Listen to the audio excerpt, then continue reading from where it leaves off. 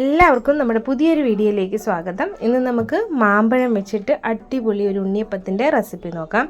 അതിന് വേണ്ടിയിട്ട് ഒരു പാത്രത്തിലേക്ക് അരിപ്പൊടിയാണ് എടുക്കുന്നത്. ഇനി ഇതിലേക്ക് കുറച്ച് മൈദപ്പൊടി കൂടെ ചേർത്ത് കൊടുക്കുന്നുണ്ട്.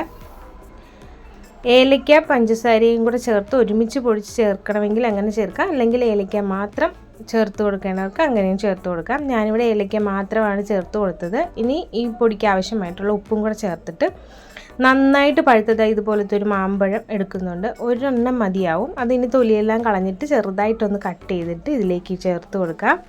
ഇനി ആവശ്യമായിട്ടുള്ളത് ശർക്കര പാനിയാണ്. കുറച്ച് മധുരത്തിന് ആവശ്യമായിട്ടുള്ള ശർക്കര എടുത്ത് കുറച്ച് വെള്ളവും കൂടെ ഒഴിച്ചിട്ട് നന്നായിട്ടൊന്ന് കട്ടയൊന്നും ഇല്ലാതെ അരിച്ച് നമ്മുടെ ഇതിലേക്ക് ഒഴിച്ചു കൊടുക്കാം. ഞാനങ്ങനെ 2 ഗ്ലാസ് ശർക്കര പാനി ഒഴിച്ചു കൊടുത്ത് നന്നായിട്ട് ഇതൊന്ന് മിക്സിയിൽ അടിച്ചെടുക്കുന്നുണ്ട്.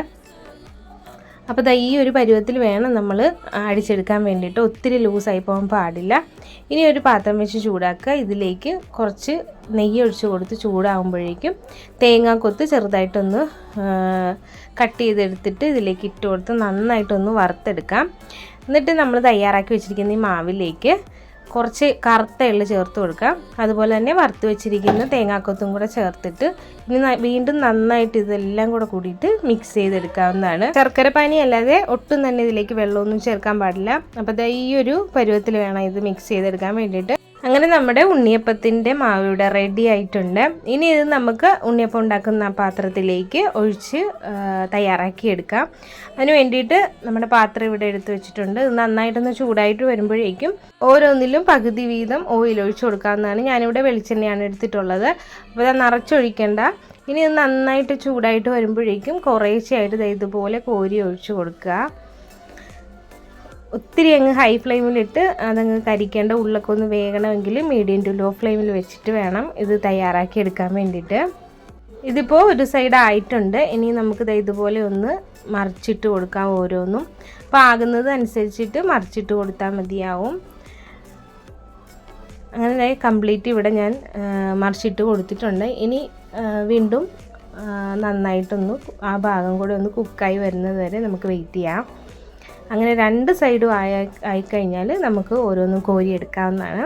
എന്നിട്ട് ബാക്കിയുള്ള മാവും ഇതുപോലെ തന്നെ കോരി ഒഴിച്ച് ഫ്രൈ ചെയ്തെടുക്കാം. അപ്പോൾ വളരെ സിമ്പിളും അതുപോലെ തന്നെ ഒരു വെറൈറ്റി ടേസ്റ്റും ആയിട്ടുള്ളൊരു ഉണ്ണിയപ്പത്തിൻ്റെ റെസിപ്പിയാണ്. അപ്പോൾ തീർച്ചയായിട്ടും ഉണ്ണിയപ്പമൊക്കെ ഇഷ്ടമുള്ളവർ ഇതൊന്ന് തയ്യാറാക്കി നോക്കുക. മാമ്പഴം നന്നായി പഴുത്ത മാമ്പഴം തന്നെ എടുക്കാൻ ശ്രമിക്കണം.